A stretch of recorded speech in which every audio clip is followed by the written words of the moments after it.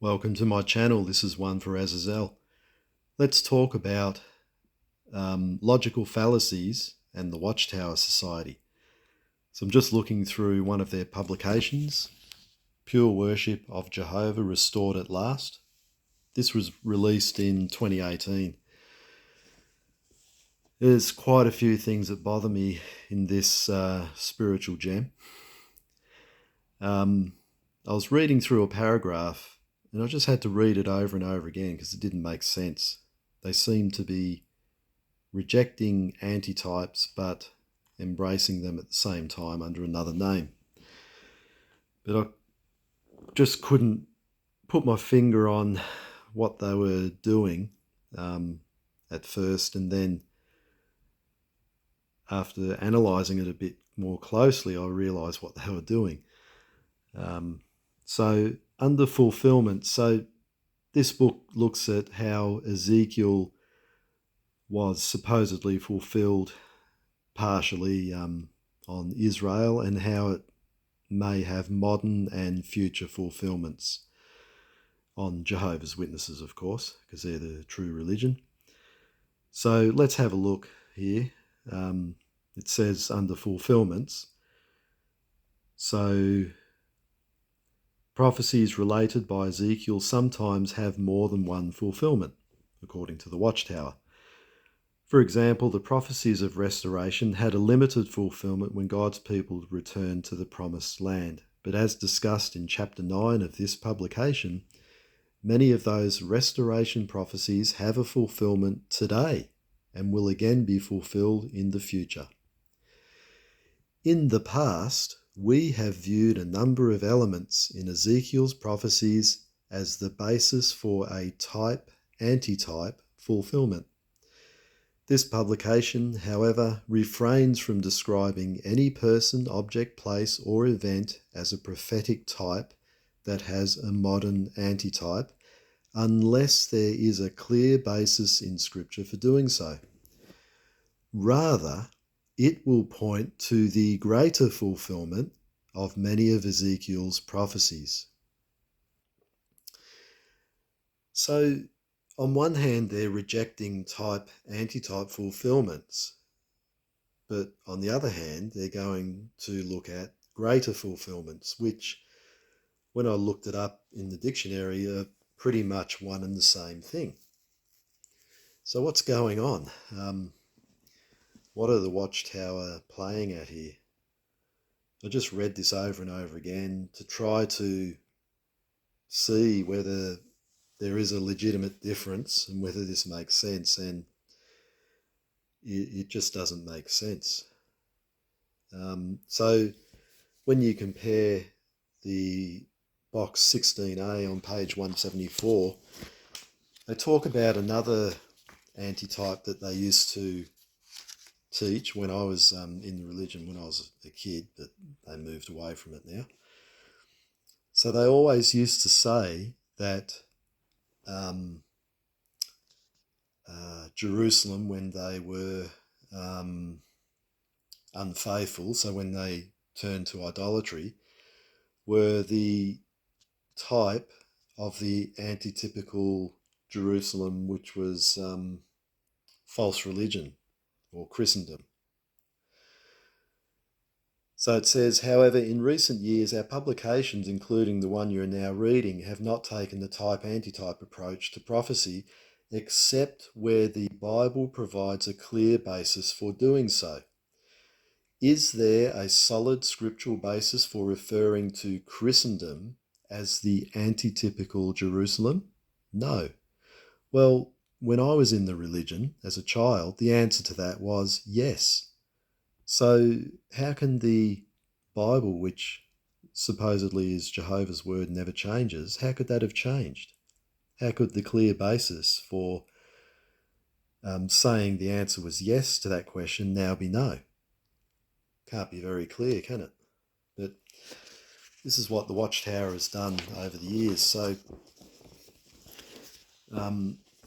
So what I decided to do is a week after I was reading this, I was on Reddit, on the XJW subreddit, and one of the users there had recorded a public talk at the Kingdom Hall and fed that into ChatGPT and asked it to look for logical fallacies. And when I saw that, I just thought that was such a brilliant idea that I was going to try that with this paragraph, which had been bugging me for a while. So I did that, and I just wanted to share the results of that. So I went on to ChatGPT, which I've only experimented with a few times. I haven't really delved into it too much. So I just said, find the logical fallacies in the following. And I put the paragraph that we just read from that book on page 25, Teaching Box 2A. So where they're steering away from type-antitype applications of prophecy and going to greater fulfilments instead. So I'll put that in, and ChatGPT looked for the logical fallacies, and in about 5 seconds this came out. So it had 5 points. The second point, special pleading, it says the passage states that the publication refrains from describing any person, object, place or event as a prophetic type that has a modern antitype unless there is a clear basis in Scripture. However, it then claims that Ezekiel's prophecies have modern and future fulfilments without demonstrating that these fulfilments have a clear basis in Scripture. This selectively applies the standard. Now, we just saw that when we turned to the other teaching box, 16a on page 174. The answer used to be yes, and now it's no. So ChatGPT highlighted this logical fallacy, which is it's such a powerful tool. It's really good, and it helps to articulate what the problems are in the Watchtower teaching.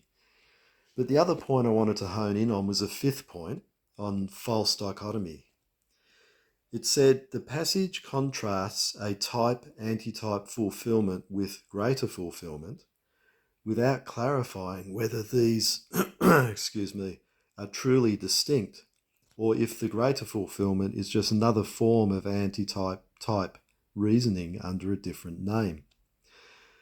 So just to clarify this, a type-antitype, an example of that would be Jesus and Adam. So Jesus is referred to in the New Testament as the greater Adam. Another example would be the Passover lamb that the Jews used to sacrifice, and Jesus as the Passover, the ultimate Passover sacrifice. I think spoken of in the Gospel of John. So that's an example of what we mean by type-antitype if you're not familiar with that. Where that comes from is, it's like, to use an illustration, when you used to take photos with film and you look at the actual film from the roll of the camera and it's a negative impression of the picture. And then when you develop that, you get the positive impression of that. Well, that's a type-antitype. Another example would be a stamp. So you have the impression of the stamp, and then the impression that makes in a soft material is the antitype of the type. And when you look it up in the dictionary, a greater fulfillment is pretty much the same as a type-antitype. So what are Watchtower doing here? I decided to drill down on point number 5, which we've just discussed on false dichotomy. So I said drill down on point 5, and this is what came out. False dichotomy in the passage. So a false dichotomy is when you're given two options as if they're the only possibilities when there's other alternatives. So, there's plenty of other alternatives, approaches to interpreting Ezekiel's prophecies as an example.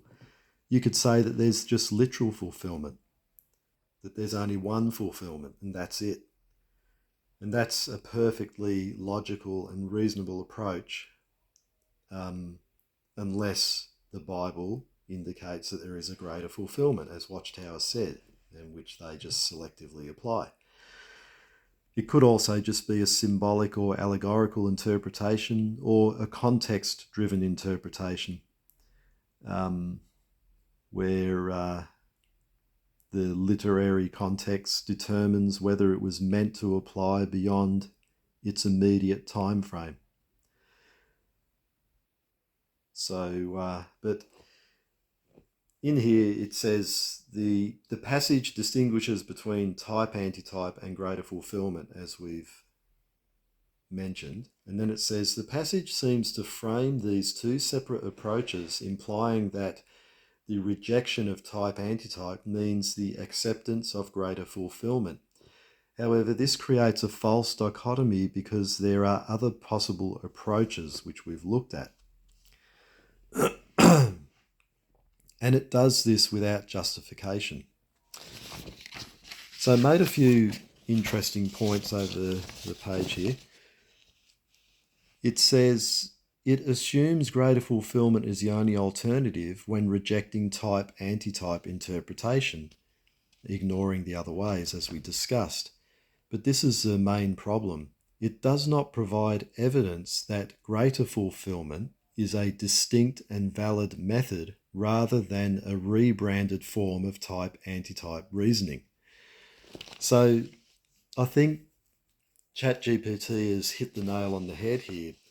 Watchtower love to play semantic games and to change the meanings of words and to conflate different ideas and words. So I think that's what they're doing here, and this is what ChatGPT has highlighted from the text that I put into it. So it says the distinction between type-antitype fulfillment and greater fulfillment in the passage appears to be more about terminology and emphasis rather than a fundamental difference in method. So then it breaks it down. So it uses examples of what a type-antitype fulfillment is, such as the Passover lamb in Exodus as a type of Jesus Christ, the ultimate sacrificial antitype. So Paul uses that in 1 Corinthians. Whereas, on the other hand, greater fulfillment, it says this approach appears more expansive and fluid. Instead of a rigid type-antitype structure, it suggests that a prophecy can have multiple layers of fulfillment, including in the present and future. It allows for broad and repeated applications rather than a single definitive fulfillment. And note this, the criteria for identifying these fulfillments seem more flexible, which may make them harder to verify objectively. So by making it more fluid and flexible or fuzzy, it makes it harder to verify whether the prophecies have come true or not. And I think this suits Watchtower. This is what they're doing with these prophecies. It just amazes me that this tool, ChatGPT, is so good at burrowing down into this and digging it out. So then it went on to look at, are these approaches truly different? So it looked at the overlap. Both approaches point to later events. Greater fulfillment may just be a less rigid, more open-ended version of type-antitype. The key difference. The type-antitype suggests a one-time ultimate fulfillment, whereas greater fulfillment allows for multiple fulfillments over time. So there's a lot more to play with when you go to greater fulfillment, but it's just really a rebranding of type-antitype with more flexibility, isn't it? Now, the potential issue. If greater fulfillment is just another way of applying type-antitype logic without strict criteria, it could be seen as a rebranding rather than a distinct method. So that's a key point. It's just really a rebranding, but it dispenses with the rigid criteria of the other one. So there's more wiggle room. Um, there's also the, uh, sorry, this is the other point. So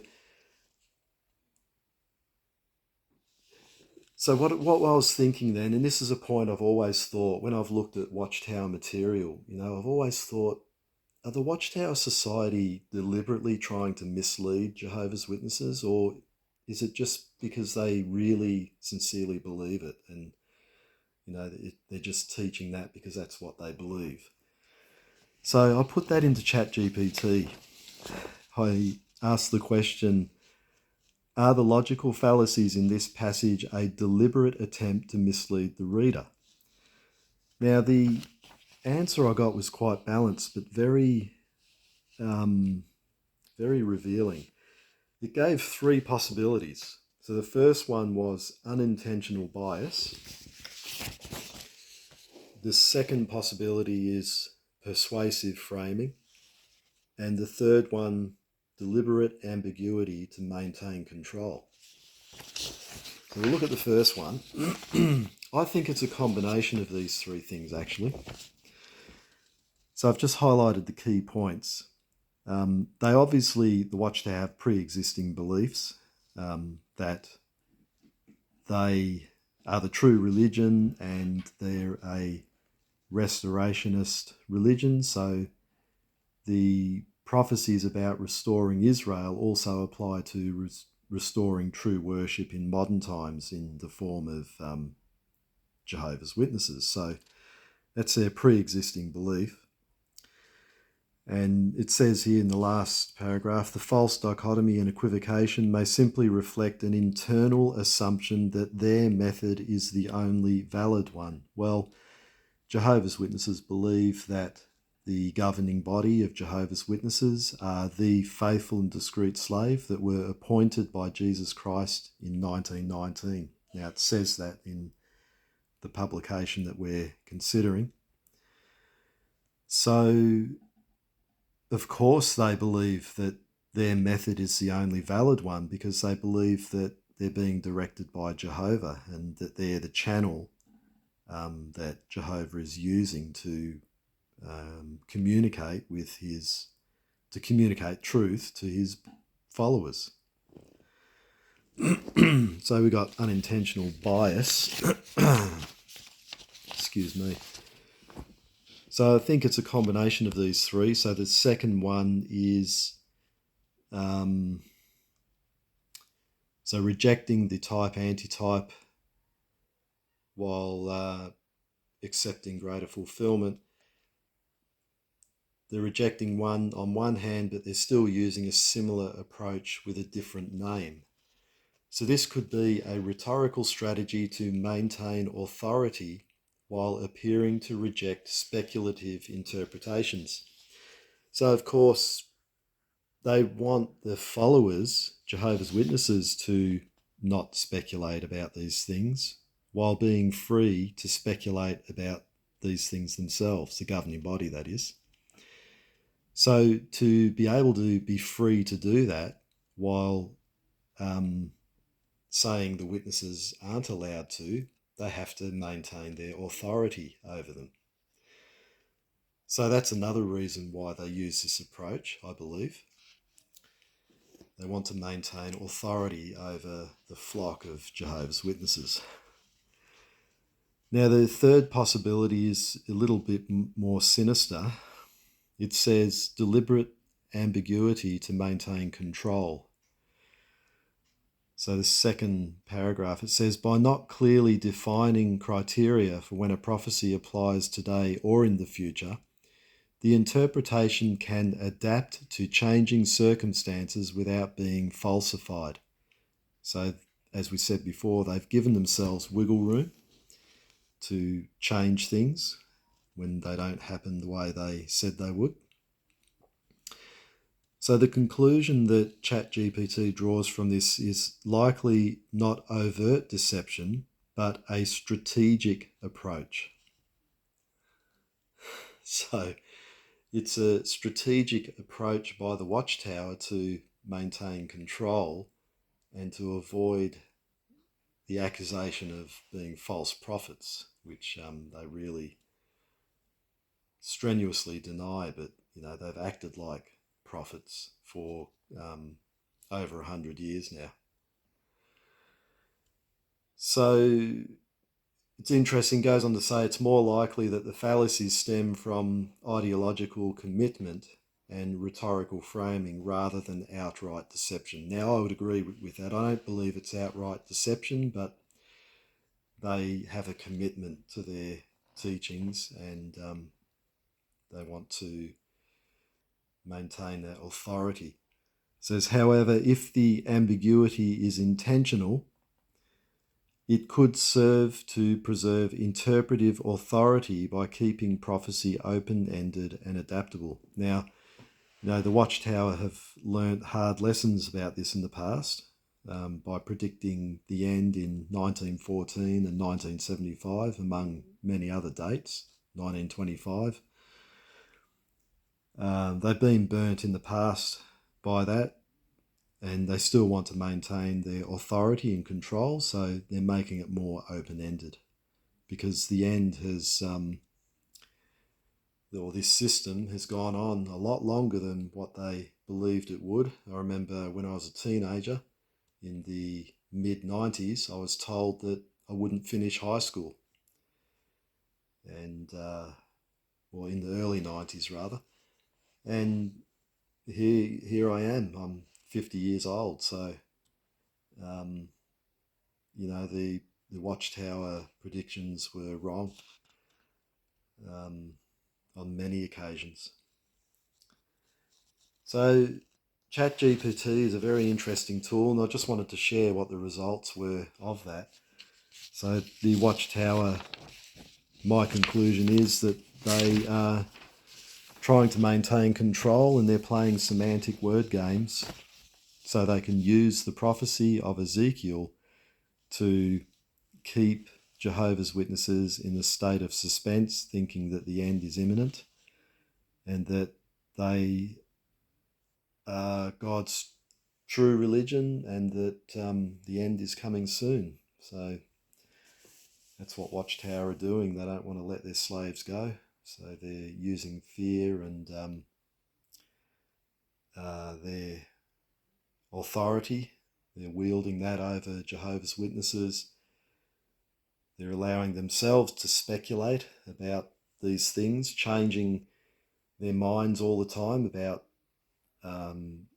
how prophecies are applied,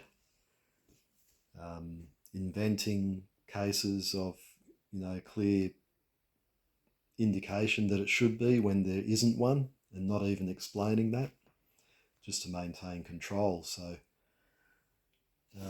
let me know what you think about that in the comments, and whether you've done a similar thing with ChatGPT. And I'll be doing another similar video on another part of this book as well in the future, because this is very interesting, and we really live in exciting times now with the way technology is going. And there's a lot of negatives to that, but there's also a lot of positive ways we can use these tools. So